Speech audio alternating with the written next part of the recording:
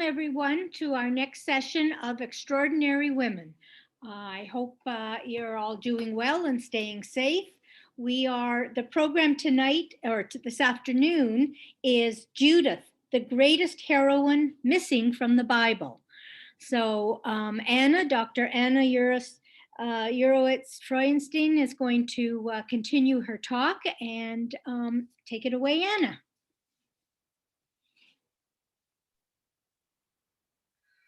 Okay, hi everybody. Welcome back, or welcome either way. As much as I hope that we'll be able to grow and learn together if you're joining us for every session, I'm also trying to be cognizant of the fact that some people might be coming in and out, not coming to every session. So I'm trying to make it applicable to people like that as well. And because of that, today we'll have to do a little bit of review work or new work, depending on who you are and if you've been attending every class or not, because we're going to see a little bit of a comparison with someone who we've studied already. But if you haven't been with us, don't worry, we'll catch you up. So when I remember to, I think I forgot last week or the week before, I tried to take a moment to make things a little bit more personal. As I said in the past, I'm just sitting here in my office talking, and I don't even get to see your faces the way this particular Zoom is configured. So it's a little bit strange for me. I'm getting used to it. Of course, I wish we were all together, and part of the benefit sometimes of teaching here in my hometown of Toronto, where I live, is that sometimes you end up seeing people from your past, playing a little bit of Jewish geography and making some connections. So I miss the ability to do that. We'll get it back someday. But to just personalize a little bit today, we're going to be talking about an ancient woman or an ancient character named Judith. We're going to talk all about her. So to personalize today, though, I do have to just have a little shout out. I hope she's on already. But my daughter is not on. She's in Zoom school in the room next door to me. My youngest daughter said to me, "Mom, if you're talking about Judith, you have to mention something about Savta." So my mom's name is Judith Urowitz. And so I think she's out there somewhere. So special hi to her as well as everyone else. Okay, that's a very modern Judith, excuse me. And now we're going to talk about the ancient character of Judith. Like always, I'm going to go on over to my slides so that you can see some words in front of your eyes and maybe some pictures today, and not just my face the whole time. And hopefully that's really going to enhance the learning experience. So here I go. I'm sharing my screen.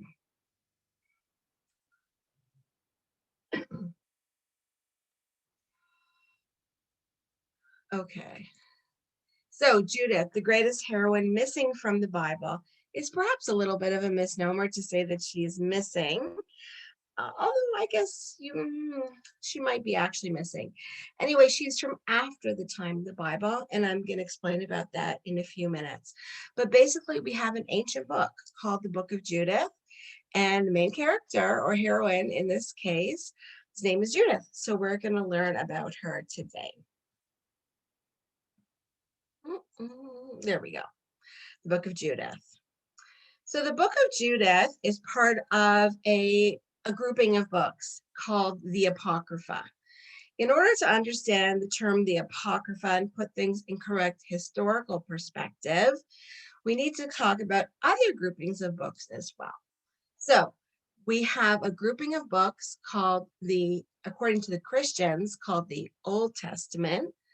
Jews call it the Tanakh. And then Christians have the New Testament. That is not a Jewish text. And then we have the Apocrypha. That's what I want to introduce to you today.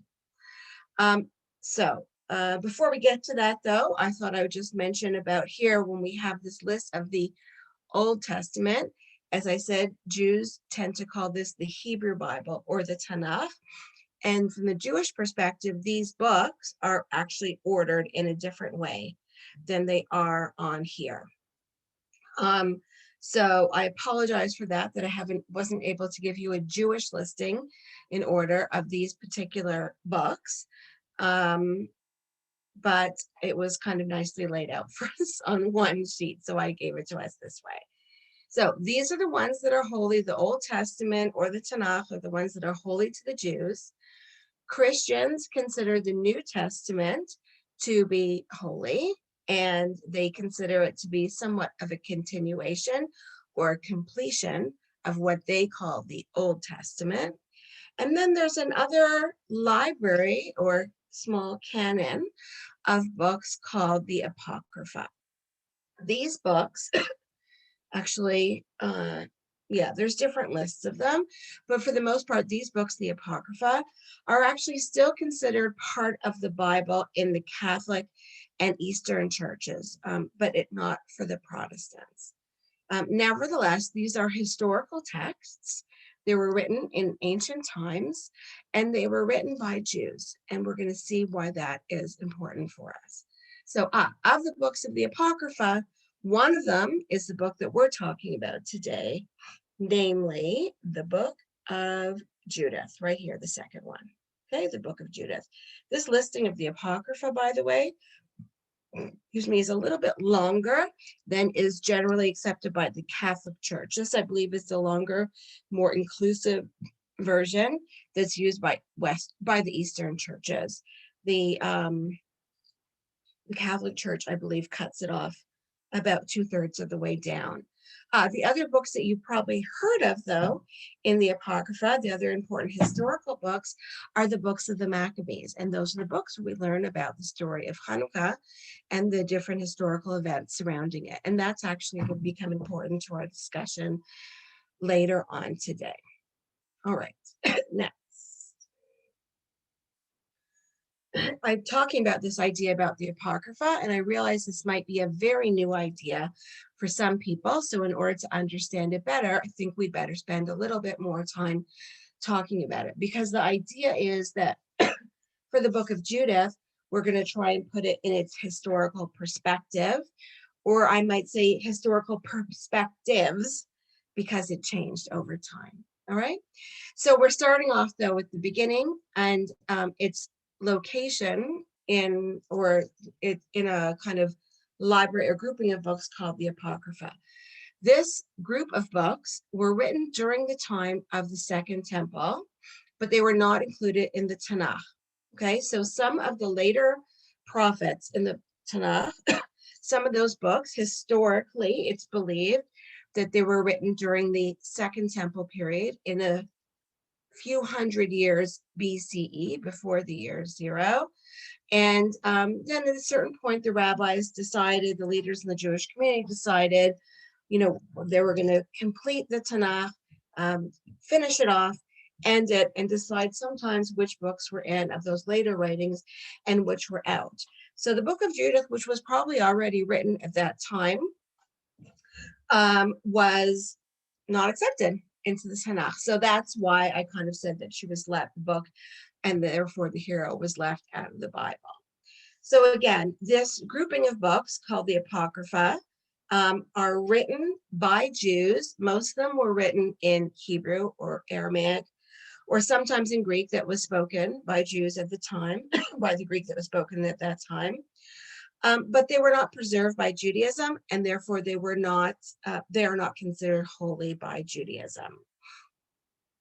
All right, so why are we even talking about them? Well, the thing is that since about the late 1800s, Jewish historians began to recognize that this body of literature actually existed, that was written by Jews at a very fascinating time in Jewish history, namely at the closing of the Bible and before the beginning of rabbinic literature, before just the beginnings of the Mishnah that would then later become the Talmud. So there was a little bit of a kind of a gap in time in terms of recorded literature for Jews to understand what was going on in some aspects of the Jewish community at that time. So the Apocrypha comes in and fills that gap. There are other books that also are known to historians called the Pseudepigrapha. That's more complicated.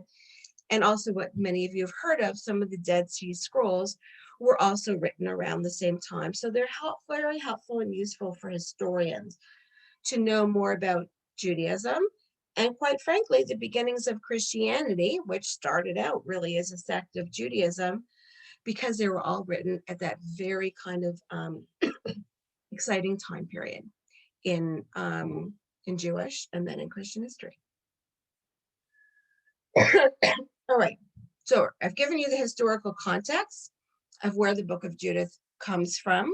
It was probably written in the land of Israel also.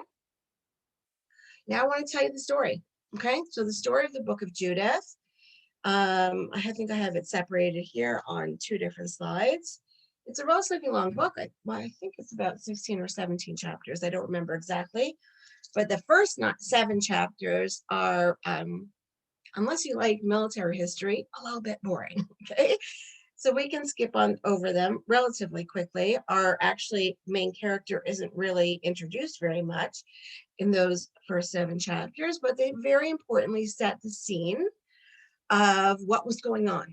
And then we see the issue that she had to deal with in order to understand that fully. It gives us a literary historical context. We're going to see, when I use the word historical here, it's kind of in a loose way because it's historical, because book itself, the story in the book itself, really tends to confuse history.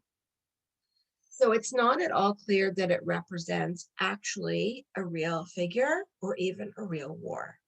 We know it's an ancient book. We know it was written in ancient times, but in itself might have been written in a fictional style. In fact, it most definitely was.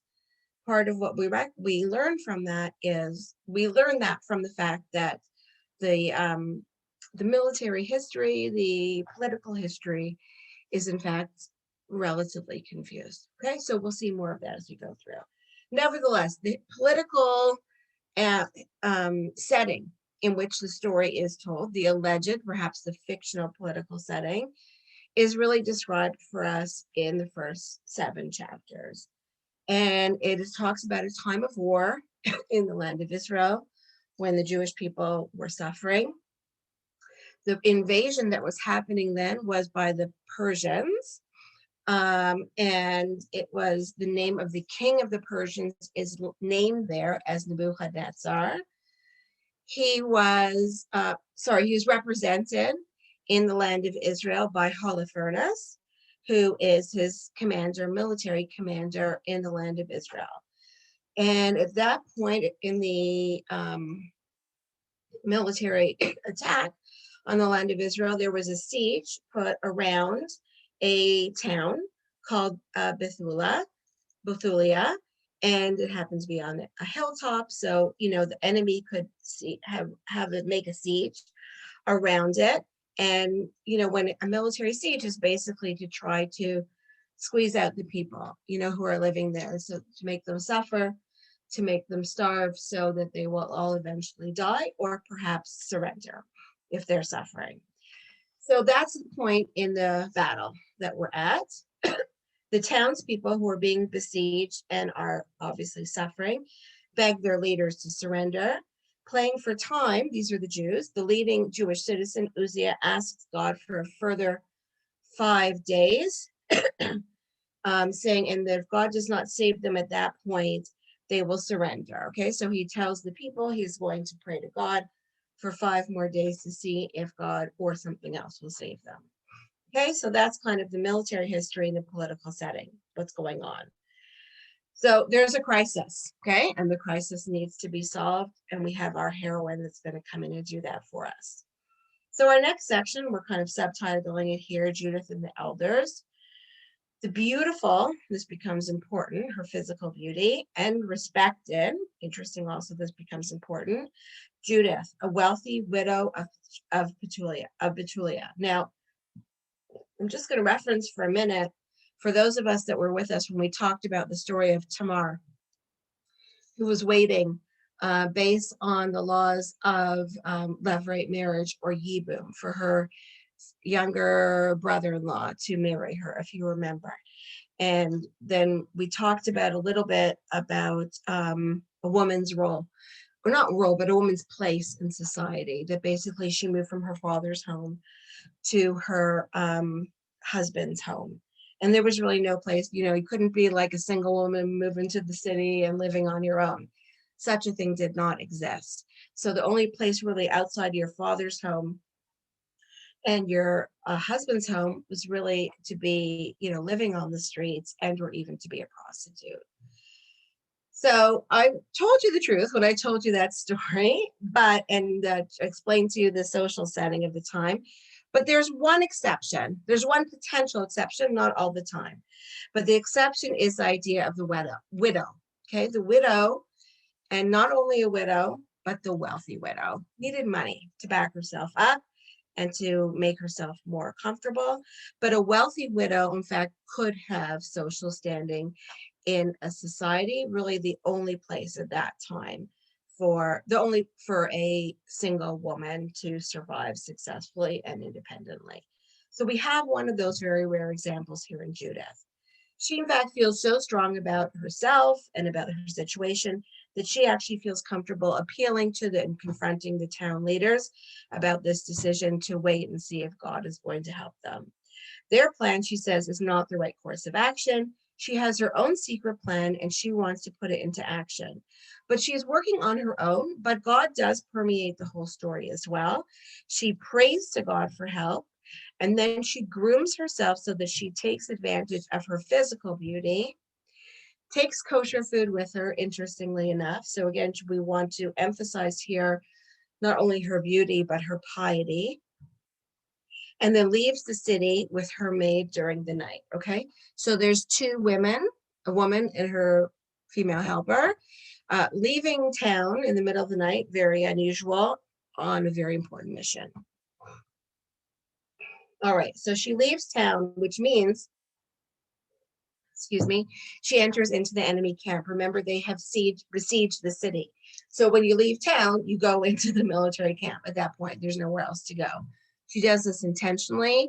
She gets the attention of the guy in charge, Holofernes. He notices her beauty and he makes a plan to seduce her, but she had hoped that in fact this would be the case, and she has a plan to turn the tables on him, okay? She agrees to eat a lavish dinner with him. She waits until he is drunk. She makes sure that he drinks a lot during the meal. That's what one does at a fancy banquet. When he is drunk and passed out, she then kills him by hacking off his head. Okay, and again, people who were with us, we saw something a little bit similar when we talked about Yael. We're going to connect that up soon. All right, so that could be the end of the story, but it's not. We have to see how it all turns out. So she and her faithful maid, remember these two women working together, and we'll see that image because we're going to see some paintings in a few minutes. They wrap up the head of Holofernes. They need to take it back with them as evidence. They take it back to their Jewish town and they show it to the elders of Israel. And they explain that she was not defiled. Don't worry, I didn't need to have sex with him to make this happen, okay? So again, emphasizing the piety and purity of this heroine, okay? She does what she needs to do to help her community, even if it means some type of seduction, but she doesn't go all the way because she is a pious woman. She had asked God for help, and we'll see God comes into the picture here as well. So now they hang the head on the outer walls of the town. This becomes part of the military technique, because then the enemy troops, who remember they're very close by, they're just surrounding the town, when they see the bloody head of their commander, they panic. And then, of course, the Israelites can come in and attack them because they're all, not with it, where they're all unorganized in their panic. We see now that the conclusion is Judith has saved her people, is hailed as a national heroine. She's recognized as such, even in her time, because that doesn't always happen. She is praised and leads the people in prayer. Remember, God is a huge part of her picture. We saw Deborah, of course, 2 times ago, also leading her people in prayer. She continues to live on a long life, and peace continues in Israel after her death. Okay, and we don't actually learn about any children she might have had. I don't think we do, which also there's some similarities there with Deborah. Now, remember I told you that I'll see in a second, there's a similarity here that I want us to recognize to a story that we studied together, but again, not everyone is here necessarily. So I'm going to show you a short cartoon, okay? So I apologize, it's made for children, but it's quite brilliant, that summarizes the biblical story, not this story, but the biblical story of Deborah and Yael that we studied together. So it'll either teach you or remind you, depending on where you're coming from, because I want to be able to allude back to this other story so we can do a little compare and contrast, okay? So I'm going to go ahead and show that video. It's only a few minutes long. Although the children of Israel had conquered much of the land, the Canaanites oppressed them, and the general Sisera continued to march forward. No one person had taken it upon themselves to defeat Sisera. For who could? Not just any random citizen. Who are you calling random? But could a general? Or a prophet? Barak, What is it this time? you must take 10,000 men to the Kishon River, where you will find Sisera and his army. God will deliver him into your hands. Sisera. Have you seen his army? Iron chariots. What do we have compared to that? God. Okay. We'll go. But only if you come with us. I'll come along, but know this. The victory will not belong to you. People will say that a woman defeated Sisera. Rise! This is the day that God gives Sisera into your hands. Every last one of the Canaanites was destroyed, except one. I gotta get out of here. Exhausted, Sisera arrived at a random citizen's tent, looking for help. I'm not random. I have a stake in this matter. Heba, I need help. My husband's not home. What's wrong? The battle. The Israelites are decimating us. Tell your husband we need his help. It's time for you to choose sides. Oh, we've chosen sides. We're just letting him get away? He won't get away. I thought you I would. said a woman would finish him. I didn't say it would be me. Thanks for letting me hide here. Shh. Just get some sleep. I just thank you for the milk. If anyone comes to your tent and asks if there's a man here, you must say there is no one.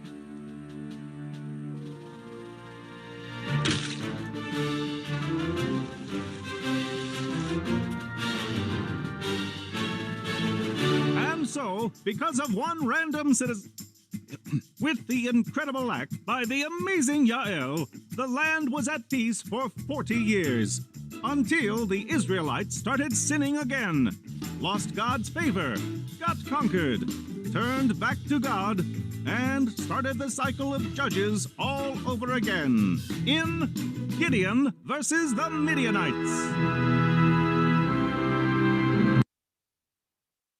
Okay.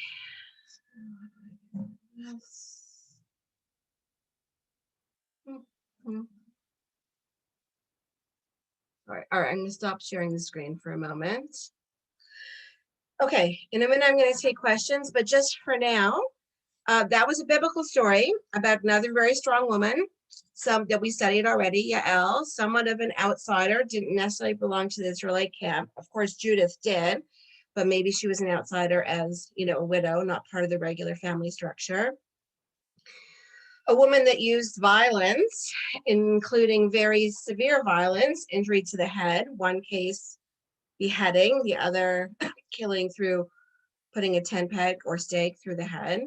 The general, killing the enemy general and saving the Jewish people. There's also a little compare and contrast about perhaps how they got the man to go to sleep. they were probably physically smaller than the men and needed to, in order to have the correct strength, that didn't have the strength to overpower him physically. So for Yael, I mean, I'm assuming he was somewhat exhausted from the battle anyway, but we saw he asked for water and she gave him milk to drink. So perhaps something, I forget what it's called, but that, enzyme, the chemical and naturally occurring chemical in milk, when people have milk before warm milk to fall asleep, that perhaps that helped put him to sleep. In the case of Judith, she ensured that he was at this fancy banquet with lots of food and wine, and the wine is what put him to sleep. So we're going to see those liquids come into play as our story continues. But for now, I think we'll take our quick break for questions. So Carol, do we have any questions today? We do, Anna. One of the questions is, do we know who Judith was married to before? She was a widow, you said. Oh, yes. I don't think his name is actually given, which is really fascinating in terms of, well, okay, let's put it this way. When we talk about Judith, we're putting her in historical context, but we are also assuming that she's not an actually historical figure because of, when I'll talk about coming up soon, the kind of very confusing mishmash of different political ideas that are represented. We really don't think that she represents a person from a specific time period in a specific battle. So if that's the case, if she's just character, she doesn't need a husband. But it's also very interesting that she is not, doesn't seem to be validated by a man in her life.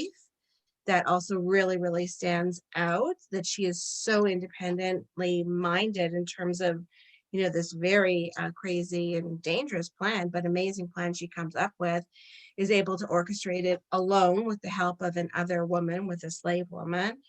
And so I guess that a husband's name isn't necessary, which is very unusual based on, of course, most other women or even men that we know of from the Bible. As you know, there's no last names, as I've mentioned before.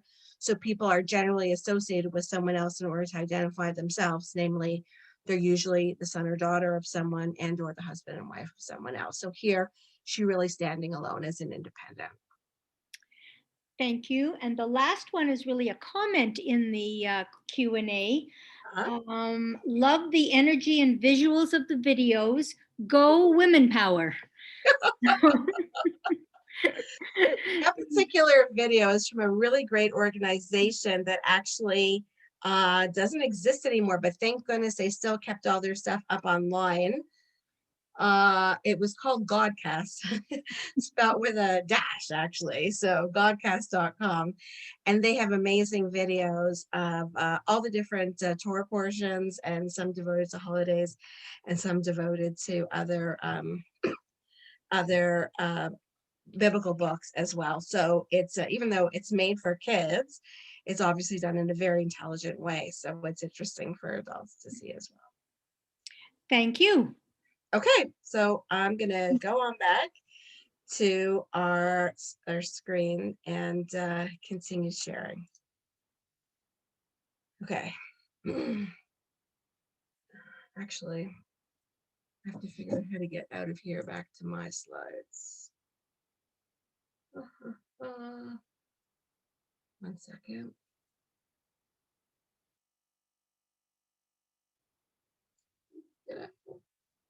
Sorry. Here we go. Fabulous. So,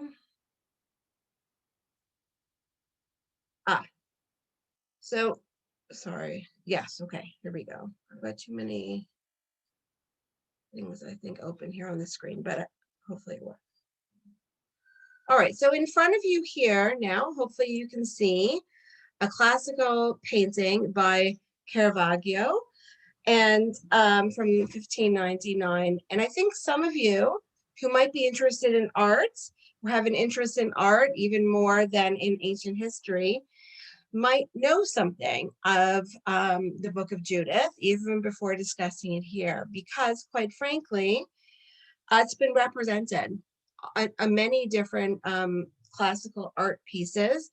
There are tons of paintings. I didn't bring them all for you today. And again, I remind you, I'm not an expert art historian. I just kind of dabble in this, and I think it's always interesting to bring a visual as well.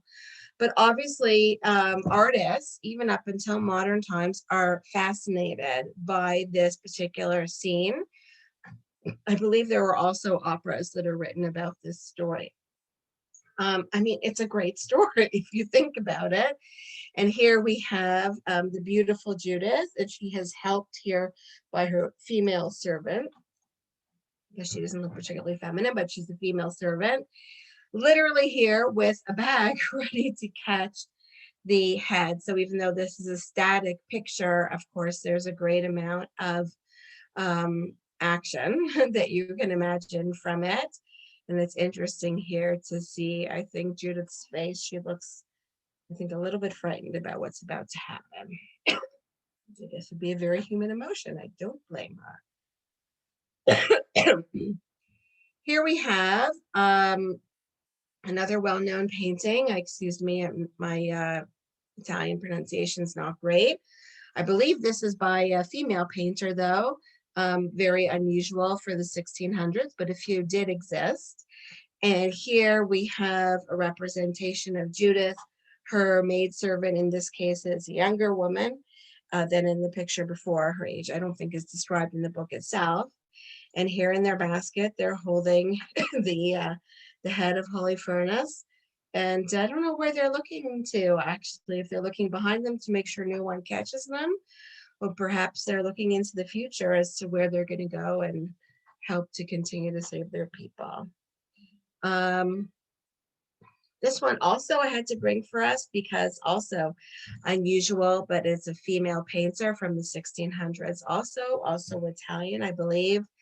And here a little bit more graphic detail about transporting the head here. And I guess in this one also, I mean, her wealth really is, and finery is demonstrated of Judith in this particular portrait. This I think is so interesting because, of course, Botticelli has a very well-known style that we usually see in different ways. And here he is showing Judith here as a physically very beautiful, but also as a warrior. She's holding her sword still. And here's the poor maidservant following along, holding the head in the bag. All right, again, there are many pictures that I could have shared about that. I just chose a few, but I think it just also really shows that how this particular story has really captured the imagination of artists, even if the rest of us don't know too much about it. So I want to say the rest of us don't know too much about it. However, what I'm going to do now with the rest of today, I think, is demonstrate to you that, in fact, the story did stick with the Jewish people to a certain extent. Okay, now this is very confusing, and I wish I could make it absolutely clear for you, but unfortunately, it's not clear to historians, so I can't. But let me do what I can. We talked about the book of Judith as being from around the year 100 BCE. In between then and the Middle Ages, the Jews don't talk about Judith at all, okay? As I mentioned before, the book is not considered to be a holy book by the Jews, and the Jews were busy studying their holy books and the books that evolved from them, namely the Mishnah and the Torah and all different kinds of rabbinic literature. So as far as we know, the story of Judith fell to the wayside, if mainstream Judaism even knew it at all. However, at some point in the Middle Ages, and we don't know exactly when, the story of Judith returned to the Jewish people.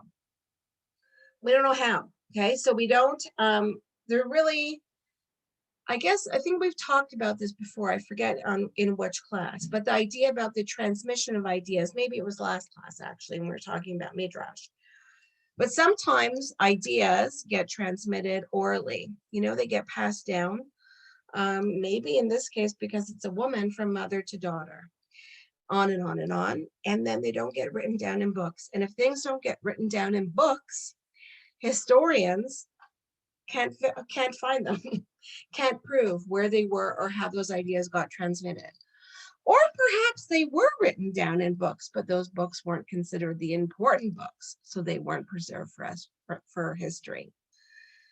So for whatever reason then, and again, we don't know exactly why, the story of Judith reappears to a certain extent in the Middle Ages, excuse me. And stories that are related to the book of Judith, that talk about Judith, but as we're going to see, not in exactly the same way, start getting written down in Hebrew. In the medieval times, there weren't people that were, there weren't Jews or anyone who was actually speaking Hebrew as an everyday language. But it was considered the holy tongue, like Lashon HaKodesh, the holy language. And at that point in history, there was, in Jewish literary history, there was kind of a blossoming of written Hebrew at that time. So amongst that, within that blossoming of written Hebrew literature includes these stories about Judith that are sometimes called midrashim. Now, they're not really rabbinic commentaries, midrashim, but because they're written in the style of that some people call them midrashim.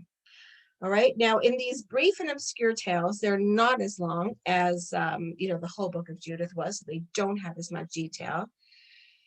And those stories are kind of framed by the rough idea of our story. I mean, they share the rough idea.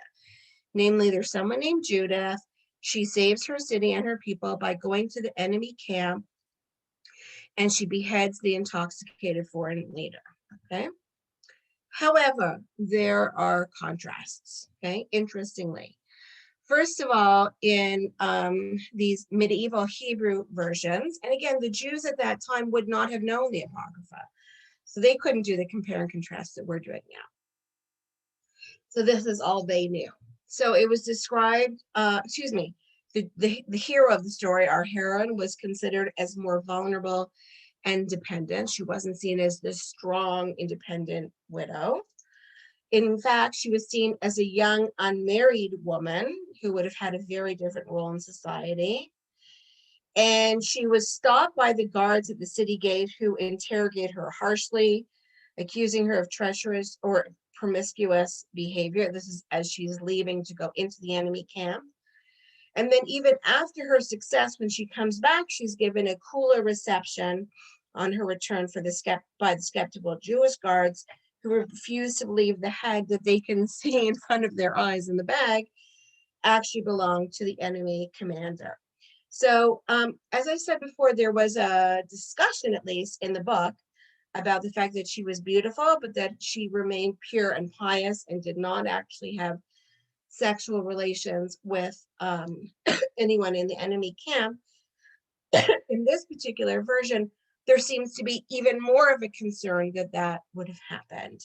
It didn't, but there was more of a anxiety and concern that she would have acted this way or been acted upon this way. So those are the differences.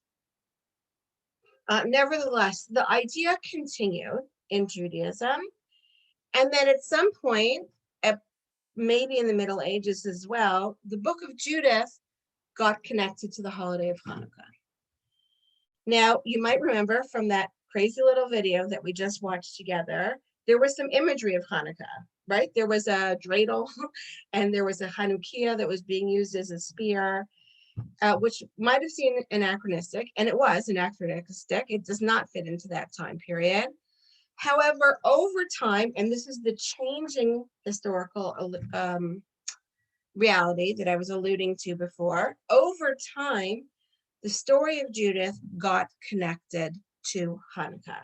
So at this point, you should take your notes for Hanukkah for next year, or take a note that Israel is saving these videos on YouTube. So hopefully it'll still be saved if you want to share these stories with your families next Hanukkah, or maybe with other people other than our families next Hanukkah. Maybe we'll be out of our homes, please God.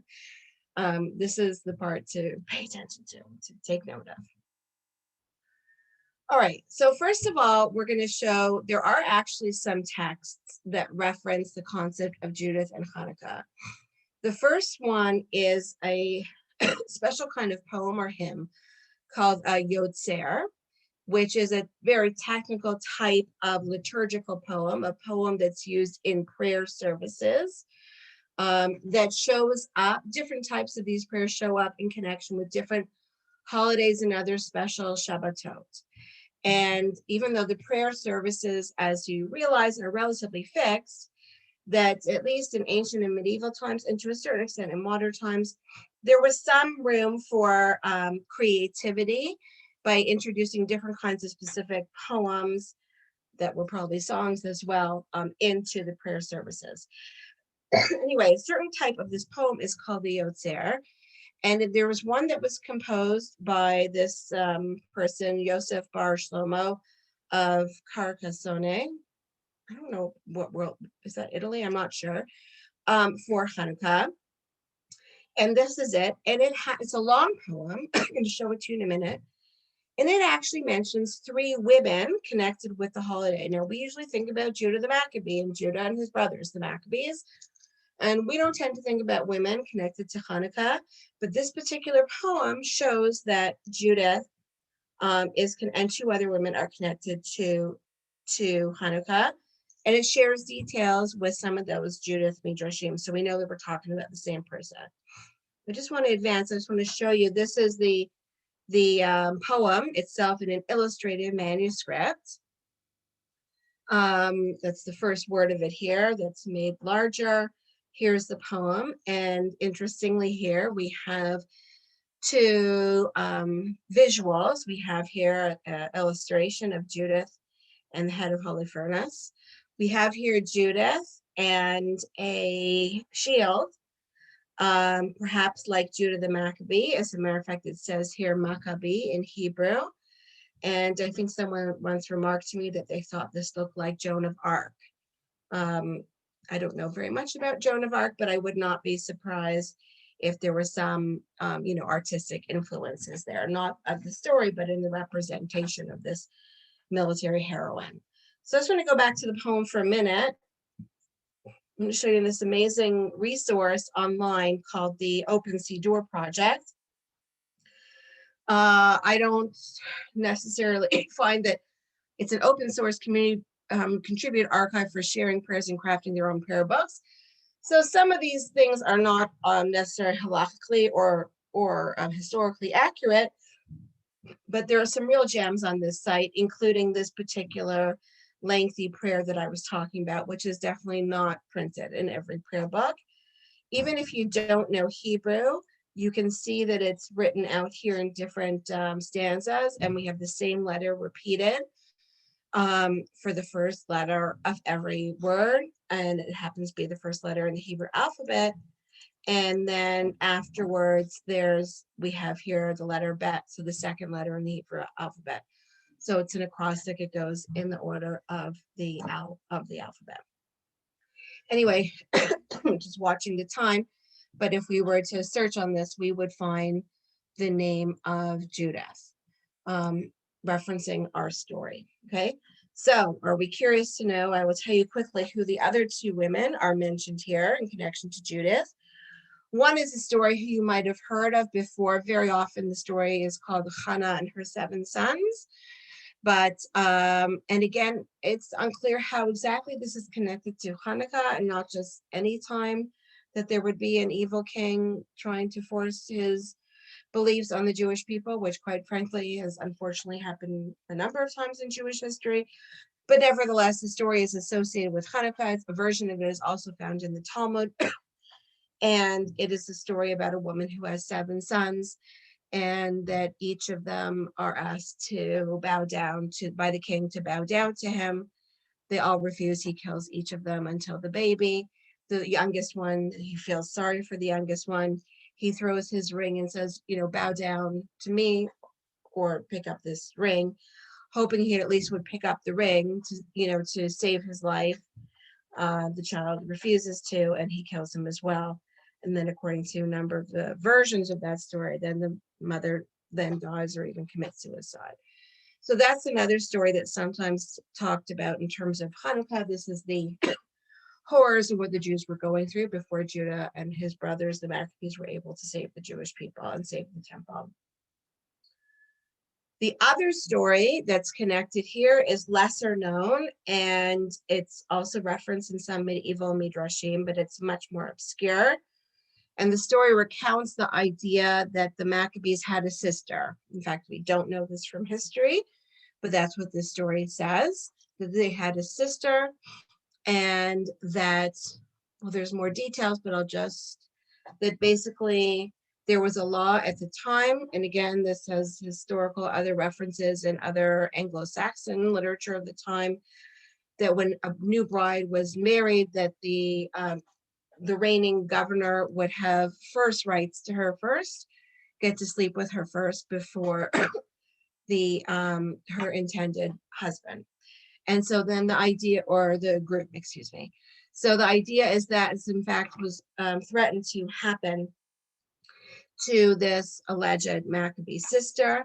And at her wedding, celebration of her wedding, before this rape would have occurred, she stands up and makes a fuss. Even some versions have her ripping open her shirt, saying, "How dare you, my brothers and my family allow me to go through this with this horror of forcing me to sleep with the governor, the non-Jewish governor, the governor I'm not married to. If you're going to embarrass me that way, I'm going to embarrass you this way by revealing my body in public." Her brothers fall on her, tell her to stop. She explains the situation to them, and she finally teaches them, like, to see reason and to see what the horror that's out there. They agree with her, they protect her, and then hatch a plan to attack and kill that governor, which then leads to the rest of the Maccabean revolt. So those, in a nutshell, could do a whole other session on that, are the other women of Hanukkah that are often connected with this story.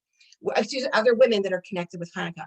I don't think I've convinced you yet, because I haven't convinced myself, though, how Judith is actually involved. By the way, this is also, I believe this is from the 1600s. This is a Hanukkah that has Judith here holding the head of holy furnace. So, as I mentioned before, so this is how I'm going to try and convince you, or convince myself, what is the reasoning as to how and why she maybe should be connected to Hanukkah. She is connected to Hanukkah.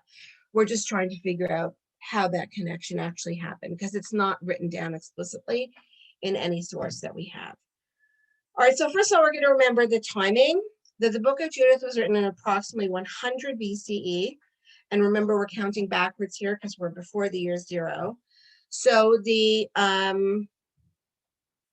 rededication of the temple, what happened about 64, 65 years earlier than that. Okay, it looks like a bigger number, but we're counting backwards because we're in before the year 0. So that means that the first Hanukkah happened about 50 or 60 years before the book of Judith was written. Okay, so that means that the author of the book of Judith, and when we've already discussed the fact that it's a fiction, knew the story of Hanukkah. So that perhaps there was an influence, a connection with Hanukkah, that the author itself was talking about another hero overcoming a horrible enemy and being successful in saving the Jewish people, and with the help of God, which also would be the story of the Maccabees and the story of Hanukkah.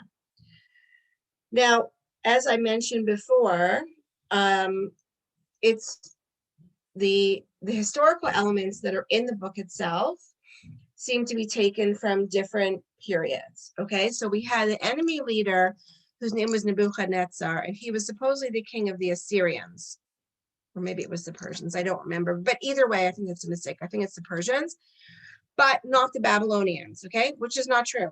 He was the king of the Babylonians, so there's confusion there. There's also no other record that that particular battle or conquest would have happened. But certain aspects about that enemy leader supposedly could be compared to the evil king of our Hanukkah story, namely Antiochus. So perhaps these historical facts are confused because, in fact, they don't want to mention Antiochus, or they're thinking of Antiochus, or whatever happened. There's definitely some confusion there. Then also the beheaded general Holofernes could be reminiscent of the Seleucid general, the Syrian Greek general Nicanor, whose head, as part after the battle, was hung on the citadel of Jerusalem by Judah the Maccabee. So there's another beheading that goes on, a beheading by Judah. Oh, I'm sorry. I have that slide twice. All right. Now we have references so there's some historical confusion, which leads people to believe that maybe it's referencing some Maccabean ideas, Hanukkah type ideas that had happened just 50 years previously. We know that there's an interesting halachic connection, or at least tradition connection between Judith and Hanukkah, because there's food. Now we all eat latkes and sufganiyot on Hanukkah, but apparently there's also a tradition to eat cheese on Hanukkah. All right, let's see what this is about. So the rabbi Nisim ben Reuven in the 1300s, in his commentary, tells a story that in which he refers to an unnamed daughter of Yochanan. I think they're referring here to Matidyahu or Matidyahu's father. So the Yochanan here, it might be Judah the Maccabee's brother, or it might be his grandfather. It's unclear, but someone connected to Judah the Maccabee that has a daughter, and we don't have the name Judith there, but we have a very strange story in which is explained she gave the chief enemy cheese to make him thirsty, and then got him drunk, and then cut off his head. Okay, and the claims the story is the Midrash. So this is why I retold you the story about Yael, because for Yael, she fed him milk to make him fall asleep. So we have here cheese, which is not part of the Judith story, but it seems to be a conflation here of dairy products get introduced, which is the Yael story, get introduced to the Judith story, but we still need him to get drunk. We have the drunkenness here. So there seems to be a confusion of the stories. Nevertheless, hanging on to the cheese seems to be important, because there's an explanation here that one eats cheese on Hanukkah. And if you look today in guides of traditions having to do with Hanukkah, there's still a recommendation to eat cheese today. It didn't occur in my family, but apparently it exists. Okay, so that's another kind of medieval connection between Judith and Hanukkah, based on this tradition having to do with cheese. Now, we can't shy away from the fact that the name Judah and Judith, okay? Judith, Yehudit, is the feminine form of Yehuda. Okay, so could this have been a story that was someone living a generation or two later wrote of also, a military hero conquering non-Jewish people, and then, made it a female hero, but gave the female hero a name similar to the Judah of the Hanukkah story. Because in some of those Jewish medieval texts that we referenced before, the Judith Midrashim, the connection to the Hasmonean victory becomes even more apparent than in the ancient Apocryphal book itself. The other potential connection between Judith and Hanukkah that some people have tried to draw a parallel of is that there are two holidays that are instituted by the rabbis. Both Hanukkah and Purim are not in the Torah itself. Well, the story of Purim is in the Tanakh, but the holiday of Purim is considered a post-biblical holiday. And if Purim has a female heroine, namely Esther, so too Hanukkah should have a female heroine, thereby Judith. Okay, so it's a bit of a stretch, but it's a very interesting compare and contrast of the two. Okay, I'm gonna need to leave time for questions, but before I do, I just have to show you this hilarious black and white movie that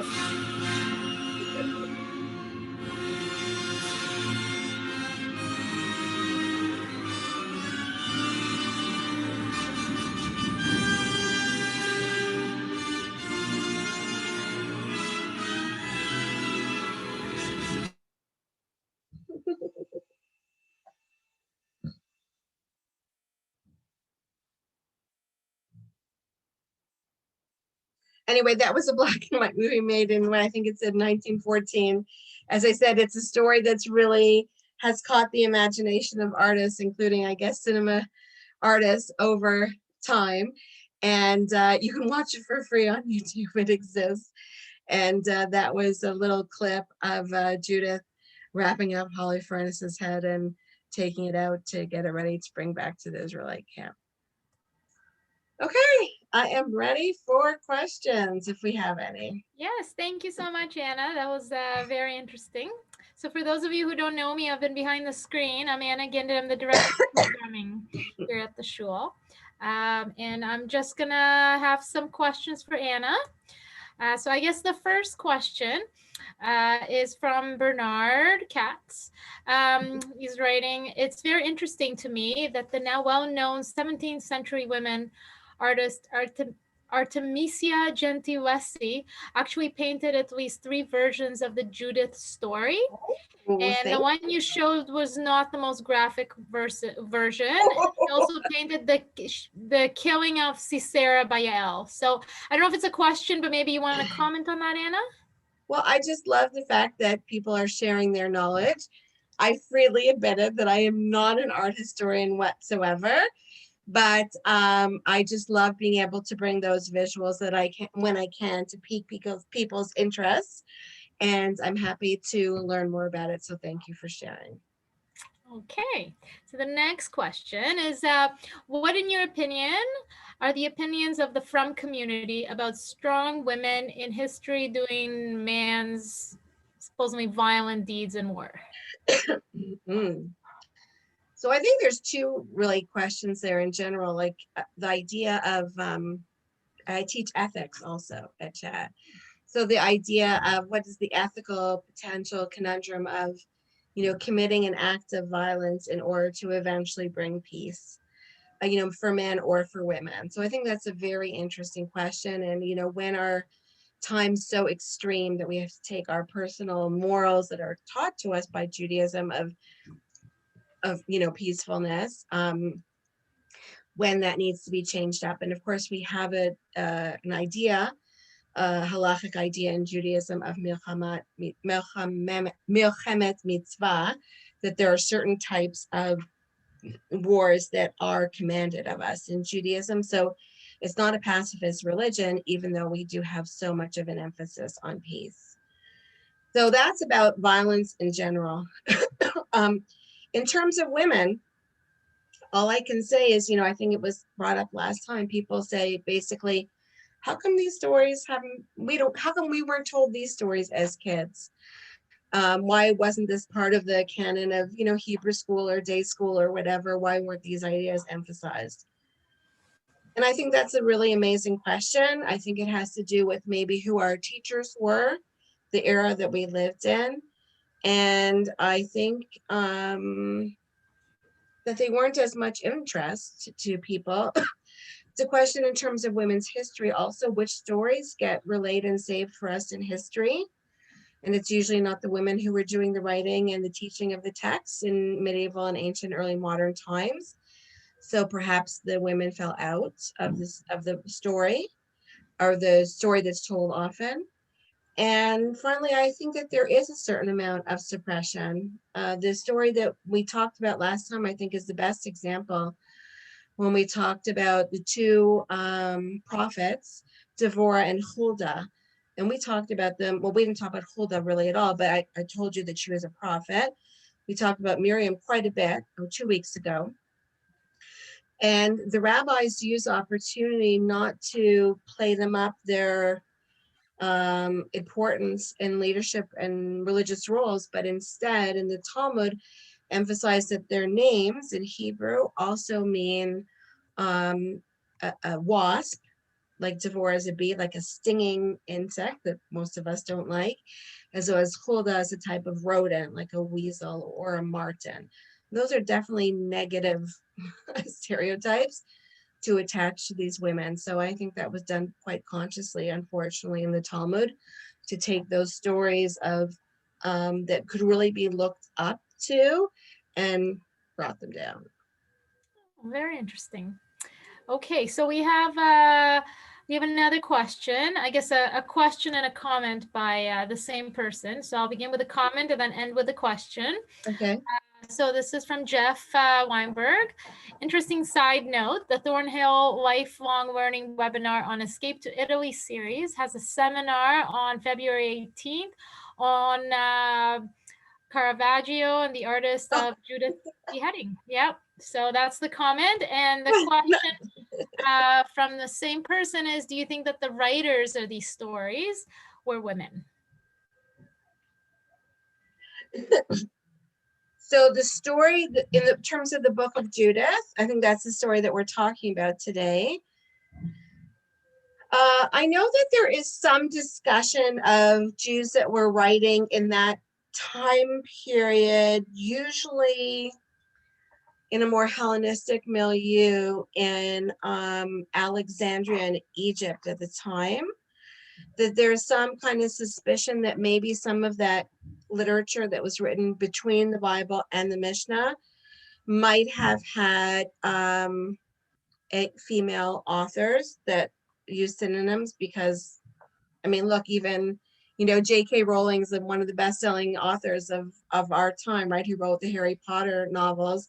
She intentionally published under her initials first and not her name, because she was told that, you know, women don't write stories about boy wizards, or little boys don't read stories written by women. So the fact, or George Eliot, another great example of, you know, of a female writer who used a male name. So if women did write any ancient books, they usually would have disguised, because of just the social norm, the fact that they're women. So I have heard that some of these other texts might have been. I personally have not heard that yet about the book of Judith. And in terms of the medieval midrashim, I don't think that there would have been women that would have had access to that kind of literary abilities to write books, unfortunately, during the medieval times in those Jewish communities. Oh, very interesting. Okay, and I guess the last comment or question is the Hanukkah story of the mother whose sons are murdered had a string effect on the early Christian community. And this person believes that in that they saw her and her children as earlier examples of religious martyrs. Of religious which? Martyrs? Yeah, that's right. Yes. So certainly the idea of martyrdom is not something that we tend to think about in as glowing terms as sometimes happens in the Christian community. But the story was known. I believe it is actually found, as I said, I think it's in the Talmud, but it's also, I believe, in the second book of Maccabees, which is in a book of the Apocrypha, which the ancient and medieval Christians definitely would have known. And so that the idea about, you know, young sons or young men dying for the sake of their religion, of course, that you could see there would be echoes there to Jesus. And the kind of glorification of martyrdom, certainly because of Jesus and other early Christians, certainly is emphasized in Christianity. That being said, it's also the idea of the holiness and sanctity of people that die al kiddush Hashem, that give up their life for the name of God, the sake of God, is something that is also emphasized in Judaism as well. Of course, in Judaism, unfortunately, in Jewish history, there have been many occasions when, you know, parents have seen their children die or killed in front of them. And there is very beautiful poetry written about the, very sad but beautiful poetry, emphasizing the martyrdom of children during the time of the Crusades. I've seen very heartfelt things written about the Holocaust about that. And certainly the idea of martyrdom in times of the Bar Kokhba revolt, the time of the Hasmoneans, some of that poetry has entered our prayer books as well. Many of them focus on the traditional prayers of Yom Kippur. Very nice. Well, thank you so much, Anna. We actually have several people writing in our Q&A. What a wonderful class, and that they're really enjoying it. I certainly am enjoying it myself. And there's no more questions. So we'll see everybody same time, same place, and even the same link next week. Okay, So one more time next week, right? Yeah, It's our last one next week. last one. So can't wait. Thank you so much, everybody. Thank you so much, Anna. And thanks to the women of Adath for putting this together. See you next Okay, week. see you all then. Bye-bye.